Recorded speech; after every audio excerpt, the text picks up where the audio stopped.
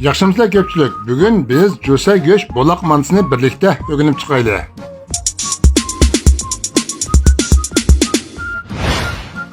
1 kilogram unga 1 gram xemtirish, yarım gram suda silib, 500 gram issiq suv quyib, xemir yo'g'irib, ko'plagan pinsilerim bo'loq mant essam ko'pmidi ham faqiraq emas degan savollarni tashlabdi. Xemirni yaxshi chaylab, o'rab, yozni kuni 40 minut bo'ldirib olamiz. 1 kilo kalla go'shtga 100 gram quyruq mayni to'g'rab, aralashtirib, tuzni muvofiq miqdorda azroq suv quyib, aralashtirib, tuzni go'shtga singishtirib olamiz. Bir oz piyoz silib, aralashtirib, orqadan jo'sayni silib, yarim qo'sh için talqın silib, aralashtirib, chuchigan maydan azroq qo'yib, yana aralashtirib, qiymasini tayyor qilib olib, xemir mush holatda bo'lgandan keyin pashxonga unchacha rosa chaylab, xemirni muvofiq cho'naqda uzib, yaltiroq bilan o'rab 10 minut tindirib, xemirning atrofini nepis qilib, qo'l bilan besilib, qasqonni maylab, xemirning o'ttirisiga qiymin silib, suratda ko'rsatilgan bo'yicha chiroyli gul chiqarib tugib olgan mantini qasqonga tizib, yaltiroq bilan o'rab, yana 10 minut tindiramiz.